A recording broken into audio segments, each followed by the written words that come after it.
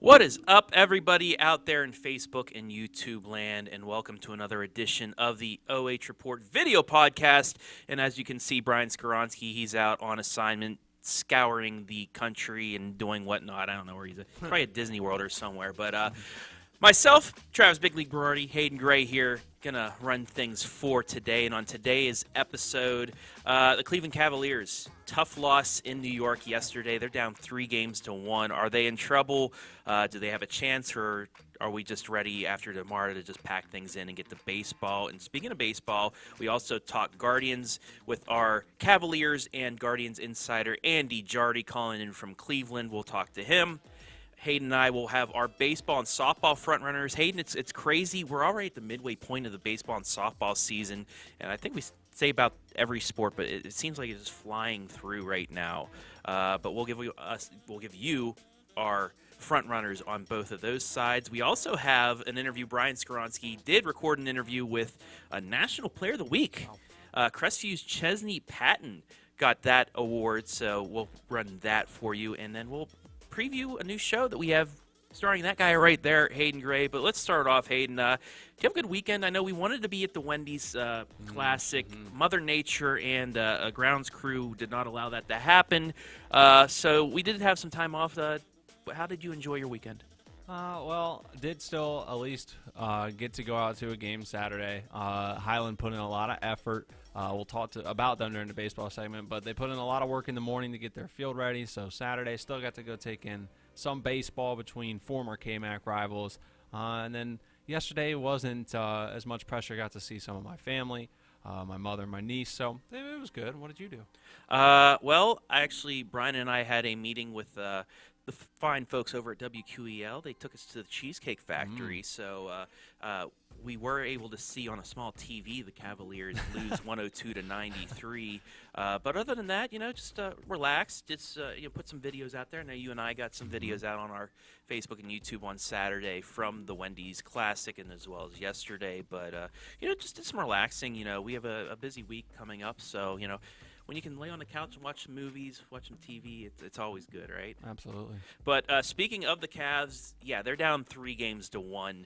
A 102-93 loss to the New York Knicks. They had it tied there late, but then New York and all the celebrity fans that have come out of the woodwork to cheer them on and everything just pulled away. And are the Cavs in trouble? I think they just have not been playing good basketball. No, and, we've talked about it, each of the following Mondays that have usually lined up the day of or right after a game. So I didn't want to think they were in trouble and was trying to, against how I may think a lot of the time, was trying to think more optimistic, but it just doesn't seem like we are piecing it together how we need to right now. The things that were previewed about the series between the two teams, I think, have been the strength. We knew New York was going to be a good rebounding team, and we have several guys who haven't figured out how to rebound the basketball, and that's been a huge issue.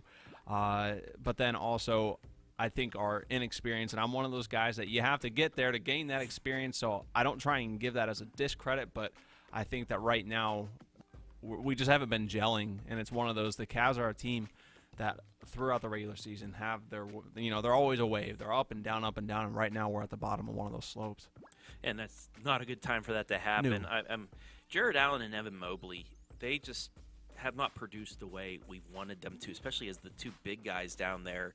And, I mean, that Game 3 loss where they scored the lowest amount of points in the 79. NBA this season. They could not hit I'm going to go off of what Doris Burke said about the Memphis game against L.A. She said on the air, Memphis could not hit water if they fell out of a boat. I used that last week with Evan Mobley, but the whole Cavs team could not hit water if they fell out of a boat in Game 2. And then Game 3, I mean, they showed some life, but they could not finish.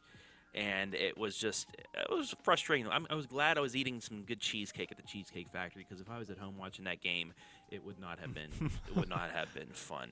But we do have somebody that wants to add on about this. Our Cavaliers and Guardians insider coming from the OH.Report headquarters in Cleveland, Ohio, also known as his apartment, one Andy Jardy. Welcome once again, Mr. Jardy. How you doing today?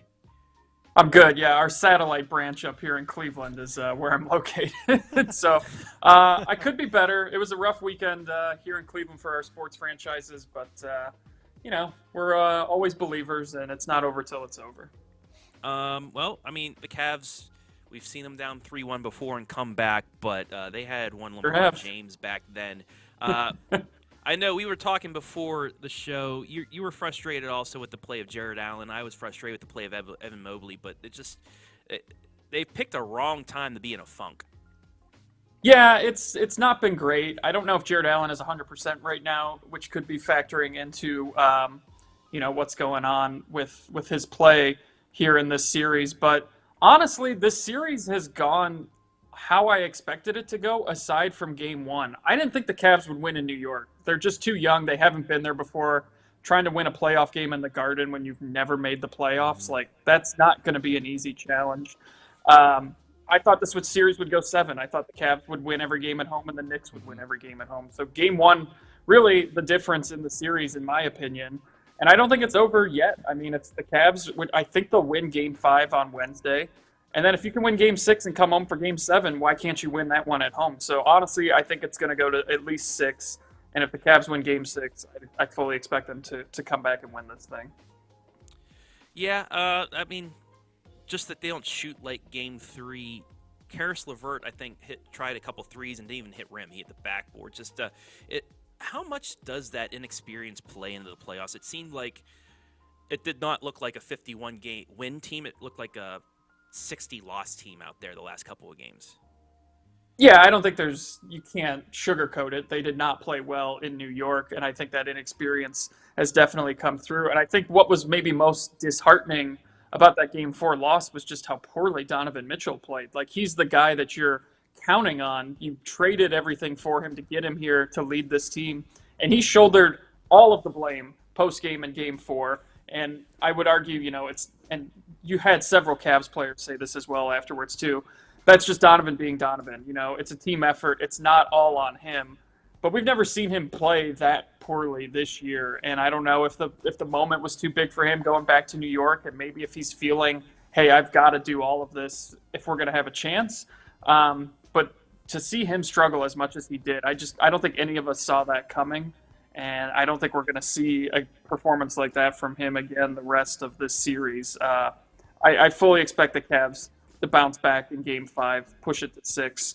But yeah, those were 2 weird games in New York. I mean, that Game 3, like you mentioned, no one had scored under 80 points all season in the NBA, and I never thought that this Cavs team would be the one to break that record. Game 3 was rough. And Game 4.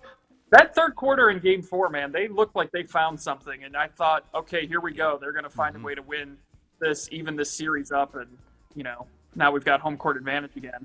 But yeah, that was a rough way to close out Game 4. Now, Andy, we've talked a lot about performances from some of the players. Has there been any moment? I know that you get to kind of obviously pay more attention to this team and their chemistry throughout the year. Has there been any questions for you as far as on the coaching side with Bickerstaff? Has there been any lackadaisical question or questionable decision making you've seen, or do you feel like any of this has fallen on coaching? I mean, I think that the interesting thing, you had LeVert coming off the bench those first 2 games. The Cavs bench is not deep, and you've seen Ricky Rubio really regress this year. I think they might have caught lightning in a bottle with him last year or 2 years ago when he was here, or last year, I can't remember now. But bringing LeVert off the bench, he provided a much-needed spark and a boost, and he started now Game 3 and 4. So now you're bringing Okoro off the bench, who hasn't been able to provide that same kind of offense that Karis LeVert does. So you're really struggling to find any production off the bench. Danny Green, I don't know why they brought Danny Green here if he's not going to get those minutes. I mean, he only hit He's only got 3 points. He's played two games in this series, 2 or 3. So there's some things like that you're kind of scratching your head, going, what are we doing here? But you just got to get production out of your guys too. I don't know how much of this is on JB and coaching. A couple of the guys after Game 4 yesterday, said that they lacked the urgency at the start of the game. And as a player, what more do you need to get going? Like, you're down in this series, like, you've got a chance to win a road game and bring this thing back, get home court advantage. And they brought it there in that second half, but like, why you're not starting the game off with that is concerning to me. Yeah, and if they started off strong like they did in that third quarter, they were down, I think, 7 or 9 after one quarter. If they play at least even or up, then that fourth quarter, it's close till the end, and you never know what could happen. But just looking over at the postseason stats so far for the Cavs, Mitchell 22 points, Garland 20 points as expected, but then LeVert 14, Allen and Mobley only 10. You really need them up towards 15 points just to give yourselves a chance. And then Chetty with 6, Okoro 5.5, and then the bench players, just there's nothing there. They need 30 plus from Mitchell every night, 20 from Garland, and then 15 from the other 3 just to have a shot if you don't have a bench like they've been playing with. Yeah, and you guys hinted at it a little bit. I think it was Hayden mentioned it, but like the lack of rebounding has been the biggest concern for me, because you are giving New York so many second chance points. Yeah, Game 1 was atrocious on that side of the glass. So yeah, that's something. Even if you're not going to score, like, you've got to find a way to still be productive. And Mobley and Allen, they were just overmatched on the road, especially Mobley in Game 3. You could tell that just that stage, that environment was a little too much. You've never been in that kind of situation before. I forget what his shooting was in Game 3, but it was not. I don't think he's had a game that bad all year. That just seemed to me like the stage was too big for them. But we'll see now. Their backs up are against the wall, and you hear people like us talking all week about how people have been throwing the word around that this team is soft. And how do you respond to that now? I mean, you got Mitchell Robinson kind of laughing at the team after Game 3. So we'll see what kind of fight they've got in them. If they come home and take care of business and force Game 6, we'll see what happens. But I would think you're kind of tired of hearing everyone call you soft, and that would get you going. Yeah, and I mean, the Cavs, they kind of faced an elimination game last year when they were in the play-in, so at least they have a little bit of experience with that. They'll be at home, but it is going to be interesting to see how this team performs when this is it. You lose, you're done. You win, you have another chance. So, yeah, it'll be interesting to see what they can bring on Wednesday, and if they finally fight back, I guess you could say. Yeah. All right. Another team up in Cleveland that has kind of been disappointing, especially on Saturday, losing both ends of a doubleheader to the Miami Marlins, but fighting back for a win yesterday. The Cleveland Guardians, not off to the start that people expected, but I did look at a tweet that you sent out earlier, Andy. They're kind of where they have been the last few years with the start before bouncing back. However, the Guardians not off to, again, a great start. But what is your thoughts on the team so far, 20-plus games in? This is, like I tweeted out, this is how they are every year. I think everyone needs to pump the brakes, and we live in and now that we have a pitch clock too, everything is like, what have you done for me now? What have you done for me now? I want all the results right now. Like, there is no patience anymore in society, especially when it comes to a baseball season. There is no patience. This is who they are every single year since Terry Francona has been here. This is his 10th year now here. 2013 is when he started, and they just historically get off to slow starts. I'm looking at those numbers again. Last year, they were 9-12 after April, or they went 9-12 in the month of April. Now, obviously, you had a couple games in March, so that's not the exact record, but 9-12. They ended up winning the division, went to the playoffs. So their 2016 season, they were 10-11. They went to the World Series. They're 10-10 right now. I am not concerned at all that this team is going to figure it out, and they're not healthy yet either. So, like, you're missing 2/5 of your starting rotation. Yeah, like there's no reason to think that this is a fluke. Once the bats get going and the weather warms up, they'll be fine. Looking at the team ERA right now for the starters, Hunter Gaddis 6.86 ERA in 4 starts. Zach Plesac too 6.5 ERA in 4 starts. Cal Quantrill 4.15. Shane Bieber 3.23, which you're expected from him, but just what has happened with this starting rotation? I know you said there's a couple injuries with 2/5 of the rotation, but these other guys. Is it just the cold weather, the start of the season, the pitch clock they got to get used to, or is it something else that could be lingering throughout the season with these guys? Well, I know Quantrill's been experimenting with a new pitch, and I think he's been trying to maybe throw that in a little bit more. He did also pitch in the World Baseball Classic, and that seems to always have some sort of lingering effect on players for whatever reason. But I don't think you can look at ERAs, honestly. It's like you can't look at batting average in the first month of the season. Those stats are always going to be inflated. Plesac has pitched well now his last 2 outings. He got off to a really, really rough start, so those numbers are obviously elevated. I am a little worried about Shane Bieber.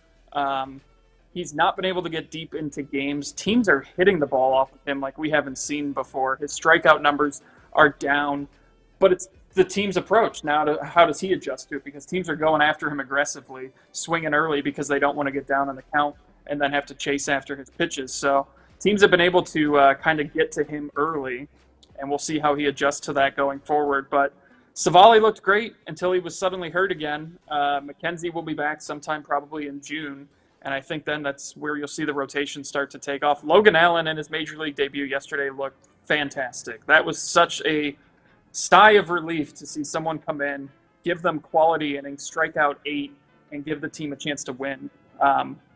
So yeah, if he's there and can they got to just kind of plug some holes right now until you get everyone back healthy. But I'm not worried.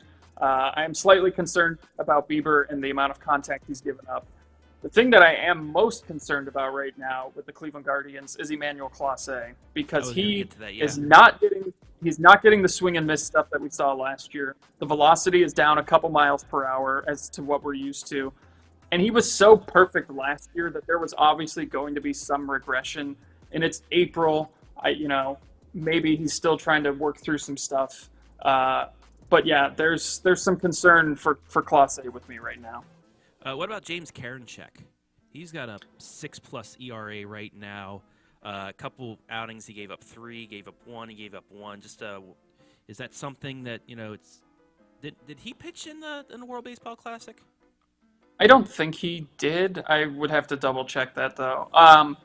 Yeah, his stuff. Sometimes you just tip your cap. The walk-off home run he gave up in that doubleheader against Detroit, the dude just made a good swing on a pitch. The pitch was elevated. It was a fastball. It was high. And the guy just got on top of it and walked it off. He has been able to give up. He's been giving up a lot of home runs, which is concerning. Yesterday, you come into a 6-1 game and you're like, okay, this is a good chance for him to kind of have that shutdown inning and we can kind of build off of this. And suddenly he gives up a 3-run homer and it's 6-4 and you're just like, ugh. I think he'll figure it out. I don't know. Right now, they're just not playing the best brand of baseball, but it's still early. Teams will figure it out.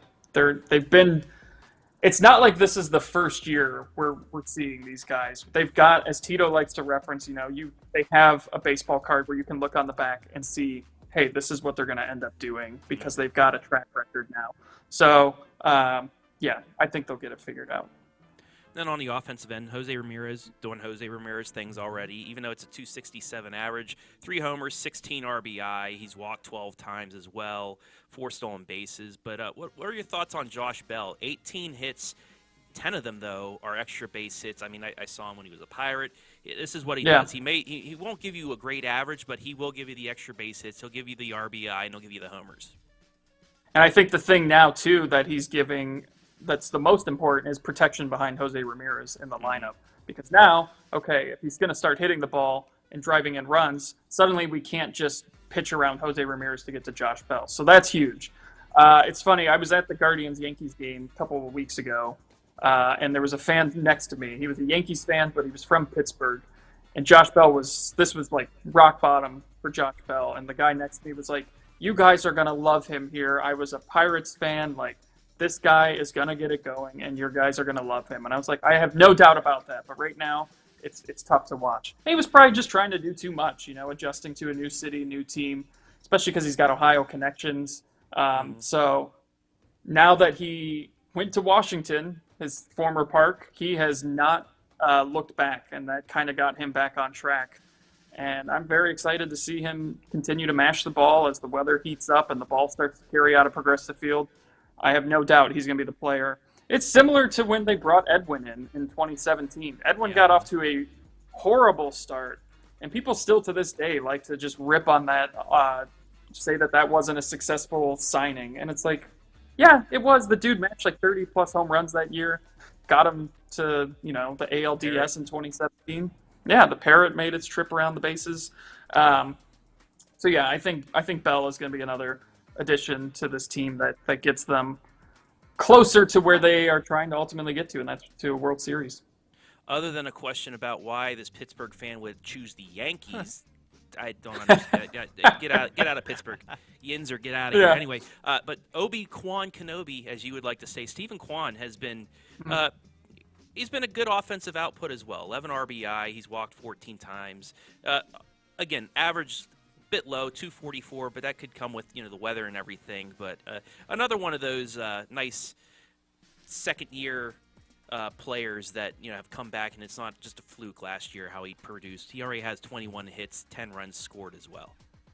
Yeah, and he's been scuffling a little bit lately, and I think you could see him in the dugout the other day. He's definitely frustrated because he kind of went through this in May of last year. He came up, hit the ball like crazy. Teams made their adjustments. He struggled with those adjustments. Then he figured it out, came back, and was great the rest of the season. And now he's kind of going through that again in his second season here, where he has not been able to get the base hits, and he's hitting a lot of lazy pop-ups, and he's been getting easy outs.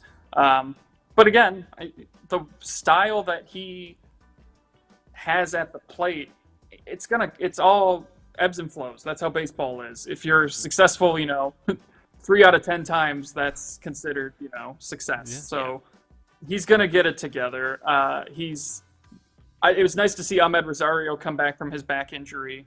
It sidelined him for about a series or two there. He came back and almost hit for the cycle. What's been really encouraging is the bottom of the order has produced with Zunino and Straw. Straw has been the biggest turnaround so far this year for Cleveland, because with him down at the number 9 spot, if he gets on, you roll over to the top of the order, and that's where you can start to have some fun with this lineup. Is there a player that has kind of disappointed you so far this season? I know Oscar Gonzalez is only hitting 182, but is there a player that really you're just scratching your head about right now? It is so early, and I don't know if disappointed is the right word, but you're just kind of like waiting for them to get there. It's probably Josh Naylor for me. And Cleveland, Tito had to drop him in the lineup. Like, he's batting 8th now. He's 185 right now, yeah. He just tries to do too much sometimes. And I get it. He's like the emotional player, and you kind of ride that when he's hot and when he's low. It can be frustrating. But sometimes he's just kind of getting himself out, and instead of just putting a good swing on the ball, trying to get a base hit, he's trying to crush a home run into Lake Erie. So he would probably be there at the top of my list. And then if I had to go someone in the pitching side of things, it might be Clase. I know that's hard. That's weird to say, but just the stuff isn't quite there yet. So those would be my 2. All right, well, like we said, there's 162 games. We're only 1/8 of the way through, so there's a lot of time for this team to rebound, and they may go on another 23-game win streak and just completely throw this out the first part. But, yeah, that's enough. And thank God they're in the AL Central. That's what I tell myself every night. They're a game out of first place, and they're 11-11. Yeah, you can thank the Pittsburgh Pirates for a 3-game sweep of those Chicago White Sox as well to help you guys out. All right, I think the White Sox record, are going. Best record in the NL. Thank you. It's not going to last, but hey, it's a good. We have a good start. It's something. But I think actually Andy and I might be going to Pittsburgh for an Indians a Guardians. Wow. See, this is how much I'm an old school guy. I went to the World Series when they the Indians, but a Guardians Pirates afternoon game. Well, maybe we'll get that on the socials or something. I'm looking forward to that. Of course. But you do also something other than our OH reports. Insider for the Guardians and Cavs and working for them. You do something else, right, Hayden? Yeah, I think you're going to be doing some today. Maybe potentially in the future too. Another matchup around this time last year against Big League here on MLB The Show. So you stream, Heck right, yeah. Andy? How can people watch? I do stream. I'm on Twitch. If you go to Twitch, Jarsno. Oh, look at that. See, you've got it. There I am. I had a feeling this was coming. Yep. But just yeah, played I Sonic, stream. the new Sonic game. That was fun to watch you do. Yeah, the new Sonic game was great. I'm currently playing Horizon Forbidden West, as you can see right there. The new DLC came out for that. It's a lot of fun. Interesting But to yeah, watch. any free time I've got, which is not much these days, you can catch me streaming on Twitch. Give me a follow. It's great to game with other people and have just something to do with everyone. And Travis and I will have to play MLB The Show here soon. I think we might do this tonight, this evening. We'll do it. That might happen tonight. Yeah, I would Jars, be no, down. I'll be on the audio as well, cursing him for using the easiest hitting settings and everything like that. While I actually try, but hey, whatever. Works, Wait till you right? see what ballpark. Wait till you see what ballpark I pick too, because there's one like created ballpark. It's really cool. It's almost like a high school stadium. It's like in a little neighborhood. I don't know if you've played at it yet, but it is like you get punished if you make a bad pitch because it's like worse than Yankee Stadium. Like if a pop up will like, it's gone. So it's like literally that backyard field on backyard baseball with Pablo. It looks Sanchez. very. Just knock it out. Yep. Yeah, Travis it's very has a chance, similar is what to you're that. Yeah, he does. Yeah, we'll see. I now know what to do. The second we played twice. The first time he run ruled me when I didn't even know there was a run rule, thanks to Babe Ruth. But the second Neither time, of us did. It was like 4-1. Neither of us knew. So, Yep. so we'll see. But yeah, Jardy. We'll see who's got better Let's find that. Diamond Dynasty cards and see what can happen. Also, I handed Andy Jardy one of his few losses in GoldenEye 007. Now We were playing with now we're Rockets. just trailing That here. stream, I was actually I made the trip up to Jardy's. You the, did. Cleveland office of the OH Report. Yeah. Go on his stream and actually that's fun too. You ever touch GoldenEye 007 on the N64? Oh yeah, That's such a lot fun of my game. older cousins. There was a Nintendo 64 that was just kind of passed down. So yes, I actually have. Such Yeah. a fun game. Sure All is. right. I've deleted that Yeah. footage. Oh, have you? Yeah. Oh, okay. Yeah. It's not footage. It doesn't happen, huh? But I know I think you're getting ready for a stream here shortly, so we're gonna let you go, Mr. Jardy. But any final words? Any words of encouragement for these Cavs fans or Guardians fans? Go for it. Keep the faith. For baseball, it's a long season. It's April. This is how they've always been. It's no reason to be concerned yet.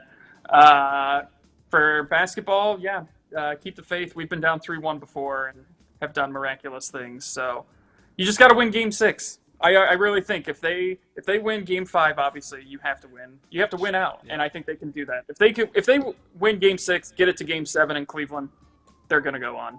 Just gotta let them know, right, Andy? Hashtag let them Hashtag know. Let 'em know. Yes, sir. All right, there you have it, Mr. Andy Jardy. It sounds like the cops are coming after you in the background there. I gotta so, go, man. I gotta go. We'll never find you here. on a Twitch stream near you. But thanks for joining us, Andy, as always. All right, I'll see you guys. Take it easy. Andy. Andy Jardy from Bally Sports, also the OH Report. I know he wants to get down here for a baseball or softball stream, so hopefully our schedules work out to where we have that. That'll be a fun one. But yeah, the Cavs. I mean, yeah, they have been down 3-1 before, but just the way they played at the Garden games 3 and 4 have just not been very, very good. Anyway, let's move on to baseball and softball around the area. The latest softball and baseball polls, and if you allow me, Hayden, I'm going to go over some of these our area Sure teams will. in the polls right now. But let's start with softball. Last week, the Lady Rams of Madison were the #1 team in Division II, and then they dropped 2 tough games to Mount Vernon, a D1 team. Only dropped down to 4th. They still got a couple first-place votes, but they're tied for 4th. Marlington, a team we saw at the Wendy's, was 10th. They've moved all the way up to #3 in the state. Athens, the Bulldogs, they are the #1 team in Division II. That's the lone team in D2. Nobody in D3. It's kind of surprising. You'd think Centerburg, absolutely, the way they've been playing, would be in there. So look out. They get a couple more good wins. Maybe they'll make it. D4, though. Strasburg, despite the loss, they are still the #1 team. I expect that. They lost to a D2 squad. Almost came back in that game. You can watch that replay whenever you want on the OH Report. Also, a condensed version. Also, thanks to our sponsors at Donley Ford of Ashland, Bob and Bob Doors, Wendy's, Mohican Adventures as well. But the Danville Lady Devils, welcome to the top 10. They come in at #9 this week, just behind Russie, last year's #1 team. So there's a couple teams in our area on the softball side, but then baseball, the coaches poll, there's a lot of teams starting in Division II right now. Upper Sandusky, the #13 team, but welcome to the top 20, Clear Fork. They are the 15th team. Finally, they've made it in to the top 20. They are at #15. Highland, you're fighting Scots. They're #12. So you have Highland 12, Upper 13, Clear Fork 15, and you and I were just talking before the podcast. Highland and Clear Fork will finish up the MOAC season second week of May. That's going to be a huge game, and hopefully we'll be able to get you some coverage on that. But those are the teams in Division II from our area. D3, Fredericktown, the Freddies are still the #1 team in Division III right now, 13-0. They got a big one tonight and Wednesday. Wednesday you can see live and free, hopefully weather permitting, between the Freddies and Northmore. But Fredericktown at #1. Winford, a team that we were expecting to be good this year. They've broken in now. They're 10-3. They're at #18.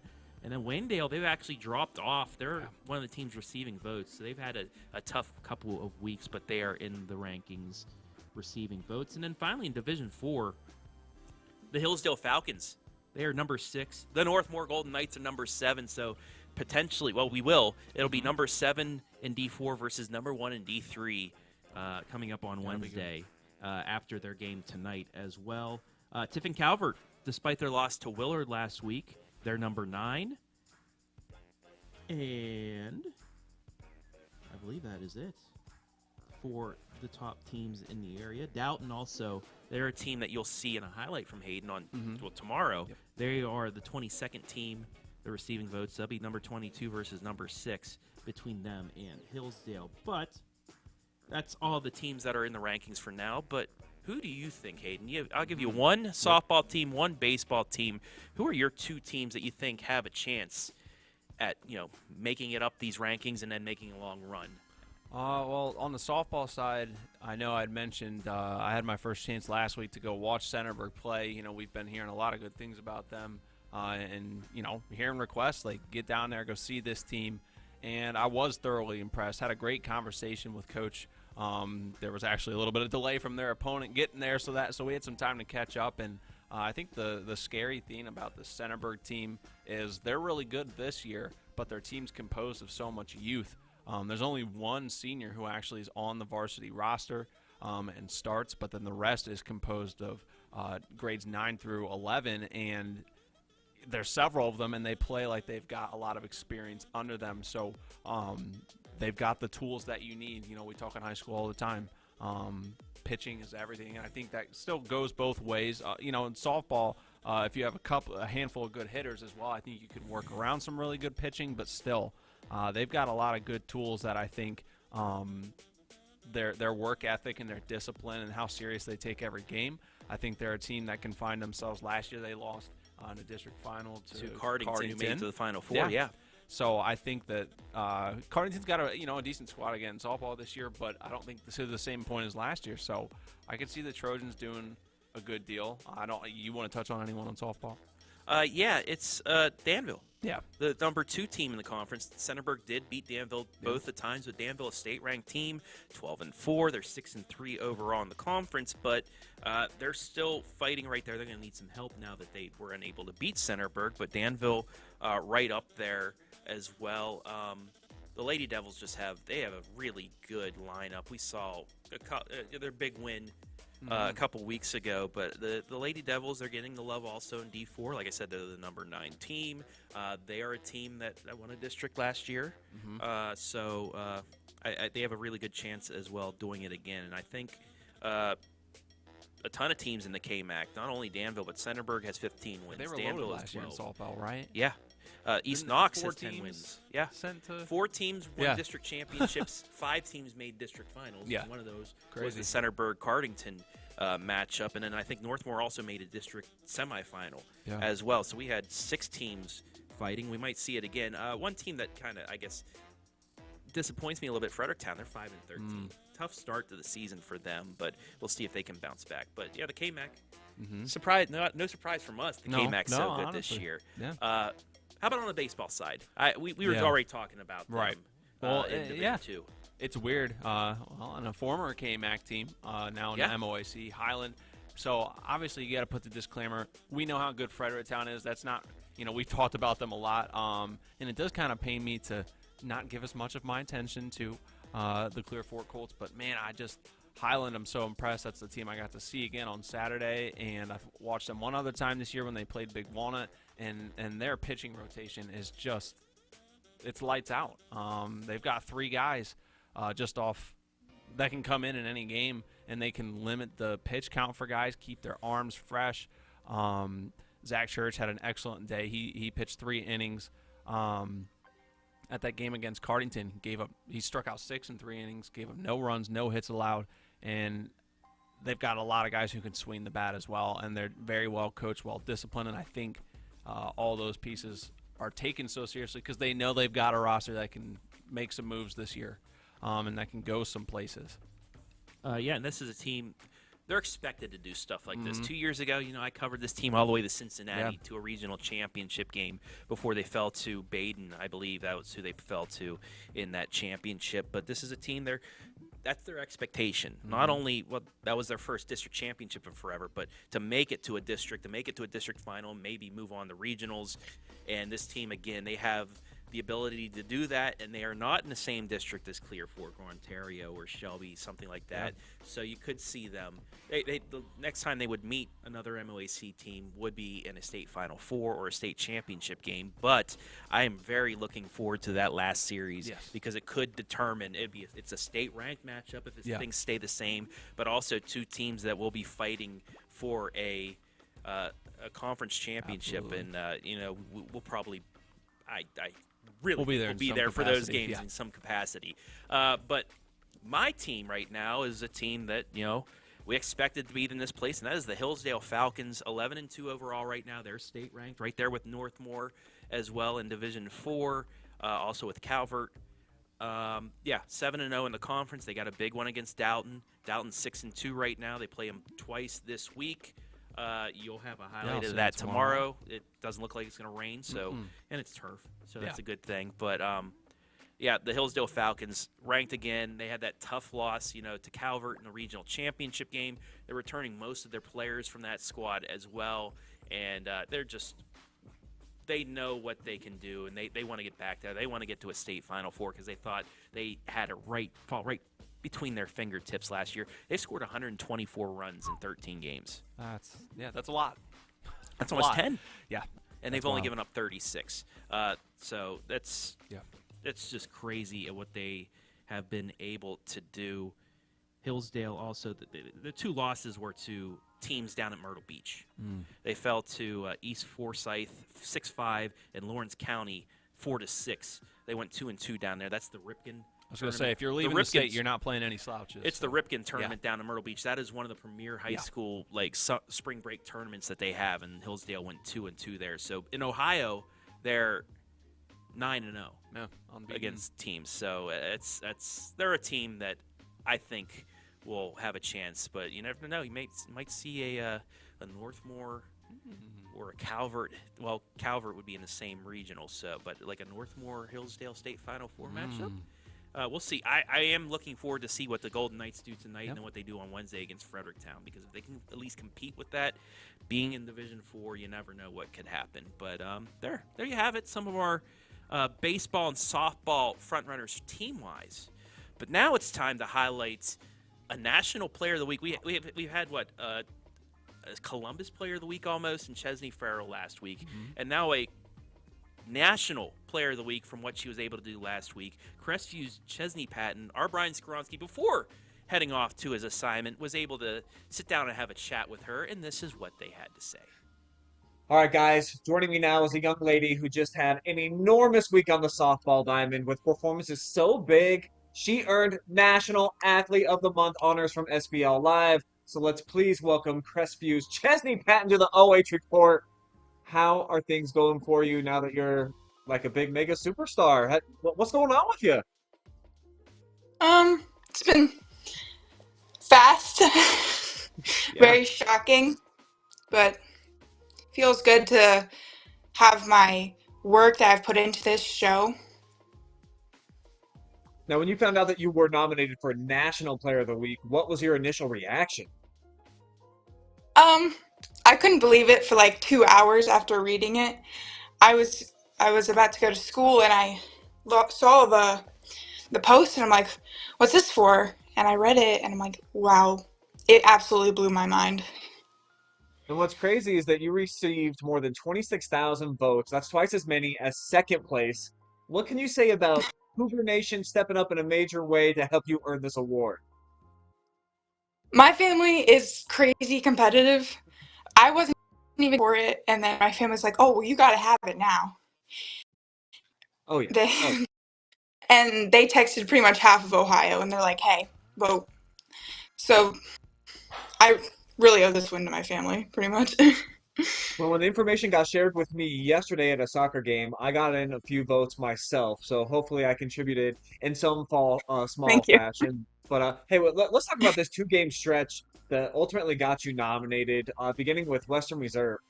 5 for 5 from the Yeah. dish. You hit two dingers, 5 RBIs, plus you had a complete game from the circle. Describe having a performance like that where you're basically just like perfect no matter what you did out there on the field. Um, I don't know how to explain it. I guess the day before, I'm like, how can I top it? If that makes sense. I was still kind of like processing the night before, and then I go in, I'm like, I'm ready to go. Like, I'm ready to dominate and do the best that I can. And then to have my team also have that same mindset was crazy. And we just went in there and had a winner's mindset, and that was awesome. Yeah, and then very next game, you toss another complete game. You strike out 26 batters in a 14-inning stretch against Western Reserve, and then Mohawk, who's a really good non-league opponent. Would you say that that was like the best two-game stretch of your career that you've had so far up to this point? Yeah, I guess I would say so. Well, the fact that you even had to think about it lets me know that you've had some pretty awesome games so far, and just a sophomore. So, heading into high school, did you feel like you were kind of a elite type of player that could help out the Cougars win a lot of games, both pitching and then hitting? Well, I wasn't sure how I was going to do this year because last year it was a bit of a bumpy ride, if to say the least. Yeah, I was hoping to contribute to my team the most that I could, and I was hoping to go in there way better than I was last year, and I'm glad that that happened. Tell me about your full arsenal, the full bag of pitches that you have. How many different looks do you give to batters when you're out there in the circle? Uh, I have quite a few, I guess, but the ones I'm most known for are my drop and my changeup, which I've worked on for so many years. And I finally got my changeup to a point where it's almost 100% effective. 100%, so almost nobody's touching it right now this year. Almost, almost. I have had a few girls touch it, unfortunately, when I hung it a bit too high. But if I keep it in the dirt, it's almost 100% effective, I'd say so. Wow. Do you know off the top of your head what your ERA is so far this season? I do not. I know it's gone up a little bit, but I'm not too worried about it. I think it's a little bit above 1. So, but pretty phenomenal. You're having a great season up to this point. Um, how long have you been playing softball? I started getting serious with it around 9 years old, so 7 years, not including a year in 8U before where I didn't get much playing time. Do you play any other sports? No, I've tried and nothing can even come close to softball. Is this something that you're doing year-round, where you're on travel teams, and then in the wintertime, like you're in the batting cages and always working on your stuff? Yeah, I have spring ball, and then I go to the summer league with my Stampede team, and then we go into fall. We do some tournaments in the fall, and then I'm in a winter league down in Akron, I believe, right by Hall of Fame, I think. Nice. Canton, my bad. Not Akron, Canton. And you're homeschooled, correct? Yes. So playing for Crestview, tell me about the process of like meshing with teammates and stuff when you don't get the opportunity to be hanging out with them like in the classroom and stuff on a day-to-day, and Yeah. how that process happened over these last couple of years. I honestly couldn't ask for it to be better. The girls are very welcoming, and they're very outgoing girls. So they'll come up and talk to you, ask me, "Oh, how was school today?" or "How was your day going?" And they're very friendly people. They will, I think, would accept anybody. Assess your season so far for me, like as a team. Would you say that you guys are meeting your own expectations? Yes, I would say so. I say our goal this year was to just play as a team and not as individual players. And our goal was to be mentally tough and to go in there as hard as we can, play our guts out, and that's all you can really do. And I think we've done that. I think we put 100% effort into every single game, and I'm very proud of them. They've definitely set the bar high. And what about you as an individual? Would you say that you're exceeding what you thought you could achieve, or did you kind of always believe that you had this kind of potential? I don't think I always believed in myself. My mom and my coach have always believed in me, and something that I guess they helped build my confidence. I guess I never thought I was going to be here last year. And if last year me could see me now, I think they would probably cry. Now, what makes you say that? You mentioned that it was kind of like a rocky road, a little bit bumpy last year to this year. What did you have to overcome to get to this point now? Mental issues. Not mental issues, a mental mindset. So I would let like 2 balls get to my head, or if I walked one girl, I'd be like, "Oh no, better not walk her again." And I was so negative, and now my mental toughness has been so much better, and that's definitely been the star of the show here, is my mindset. Any tips or advice about how you were able to get beyond that hurdle and help yourself put bad pitches behind you and just move on to the next one?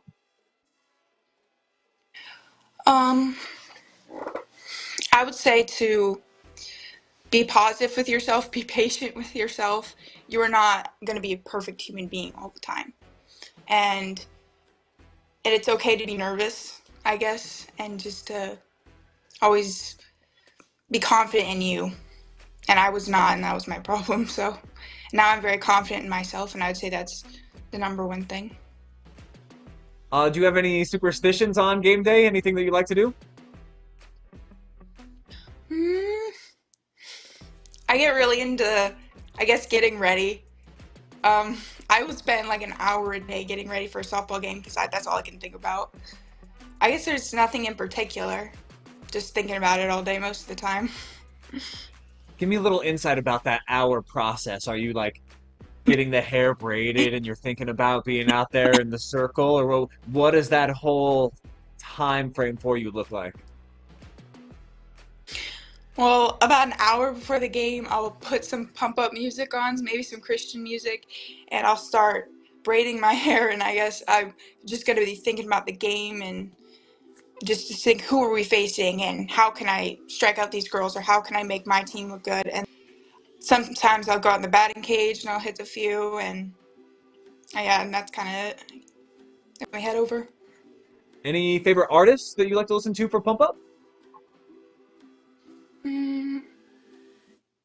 Lauren Diego, if I'm saying her name right. And I don't know. I kind of listen to everybody, to be honest. It's good. Have a mixed bag, just like your pitching arsenal. All right, so when you're not playing softball, though, what's some of your favorite hobbies? What do you like to do? I like drawing and painting. That's something I'm really passionate about. Something I'm hoping to do as a job, actually. I have the most amazing art teacher, and some days I'll just go outside and I'll draw away. Also, I'm a big fan of baking. I'm terrible at it, but I absolutely love it, even though I fail time and time again.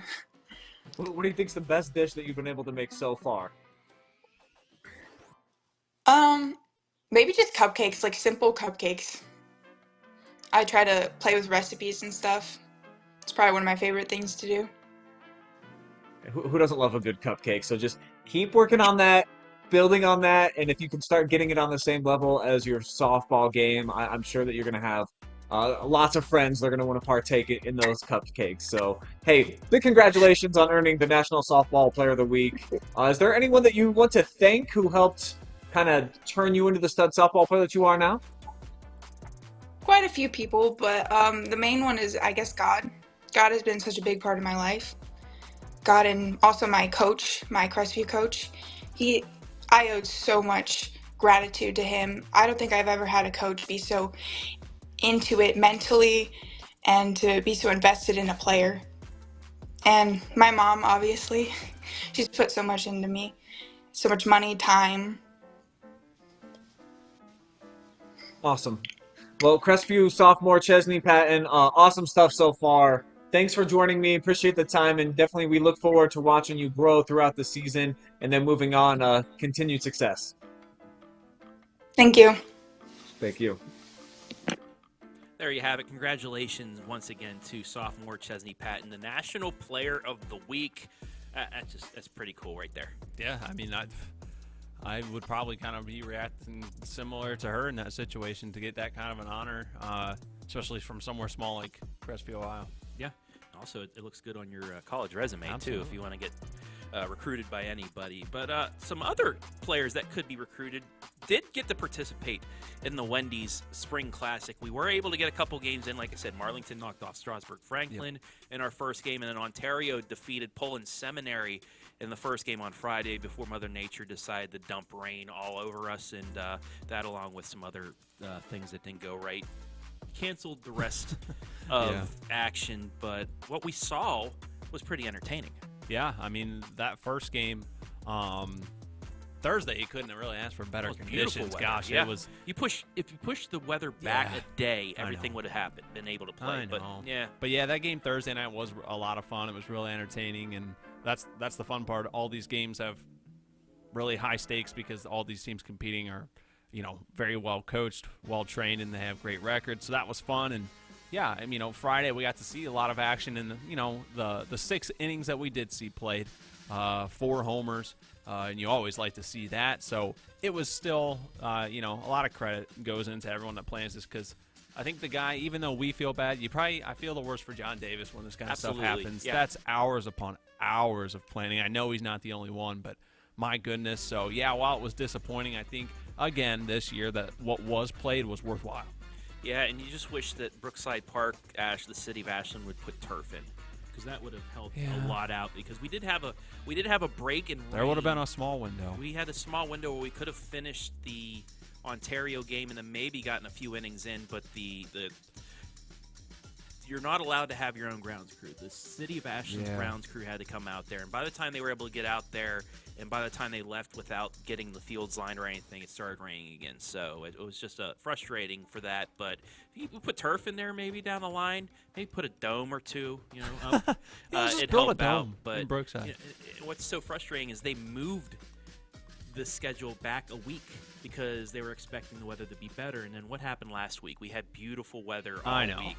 It's So the one thing you'll never be able to control. Yep, absolutely. But like we said, the softball that we were able to see was some pretty darn good softball. It allowed Marlington to go from number 10 to number 3 in the state because they knocked off Strasburg-Franklin team. You give Strasburg another inning, they might come back and win. Yeah, that was too. good. They were able to fight back in the 7th, just couldn't do it enough. But hopefully next year for the Wendy's 31st Classic, we'll be able to give you 8 games at least live and free. But like I said, what we saw, pretty darn good. And what we're about to see coming up here, Hayden, Thursday, it's the inaugural episode of On the Right Track with this guy, Hayden Gray. I am looking forward to seeing what you have to offer. We've said this before. I think the only place in Ohio that highlights, the only show we have in Ohio that highlights our track and field athletes. And I know you've been working hard to get things ready, and you're just about prepared to go, right? Yeah, yep. So we'll have the first episode on Thursday. Very similar to your show. It's been going on for baseball and softball. It'll stream live and free on our Facebook and on YouTube, but it'll be something that's just taking a look at a big meet that's taken place, a big invite that's just gone down within the last few days that deserves some recognition with a lot of local athletes and conferences competing. So we'll take a look at some numbers that have happened. And then the biggest part of it, which I still need your help with, is we want to do a chunk where we're going to recognize some PRs, some personal records set by athletes around the area. And it's real simple. All people have to do, whether you're the parent, the coach, or the athlete, all they have to do is let me know what was your former record, what is your new record, and in what event you set that in. And then obviously give me your name and the school that you compete for. But these are all viewer submitted. The best part is I don't care what time during the year that this happened, if it was 3 weeks ago, or it was 3 hours ago at a meet. Either way works. And you didn't have to get first in this race or anything. So how people can submit those is I've got a post out right now that is pinned to the top of our Facebook page. It's pinned to the top of our Twitter. Go ahead and just in the comment section, let me know. New record, former record, what event, and who the athlete is, who do they compete for, and if you want to stand out, include a picture. If not, I can go looking for one. But that just help them out. Yeah, Come on, folks. That post is pinned to the top of those pages, or if you want to comment on this live stream, you can as well. But we want to get several of those in so that we can recognize them. And then we'll be taking a look. I'll be making a trip every week out to a different school to talk to an athlete from a different team each week. This week, I will not reveal who I'm talking to, but I'll be going to Clear Fork High School on Wednesday. All the tease, folks. To gather the information for a guy who has been doing a lot of great things on the track and field side. But nonetheless, the show will be kicking off on Thursday. Looking forward to it, and hope everyone else will too. And I know you and I owe a big thanks to Spherion as well. Spherion Mid-Ohio, yep. For sponsoring both those. Yeah, and what I do think is cool is how the PRs, it doesn't have to be a school record. It doesn't have to be a conference, a meet record, or anything like that. It's just your personal best because we like showing off anybody that likes to improve on their numbers. So that's great. I mean, even Adam Thompson, if he starts running around, he can continue to give you updates on his PRs and everything. But I think I ran the mile, 2 mile. It was... You might have to go back to the record sheets, but you can I was find looking, yours and I was submit looking yours. at some of the stats from the Mihawk. I think the winner of the mile on the girls' side was around my time for the boys, which is great. You can, because usually the guys' times are about 20, 30, 40 seconds ahead of the girls' top time, and that's nothing against the girls' times. It's just how things turn out. But I think it was like 5:30, 5:35 was my mile time. And it started off, I was about 5:56 minutes when I first started, so I had some PRs as well. But yeah, so I only have 2 right now. There's no way. I know Please, more of give you us want to more. brag about your athlete. unless you want to see my 5:25 time Yeah. up there from 2004. So let me know. Drop them anywhere. I'll find it. Yeah, but looking forward to On the Right Track with Hayden Gray. 6 episodes starting on Thursday. Any final words, Hayden, before we get out of here for Monday? No, warm up. Tired of the snow.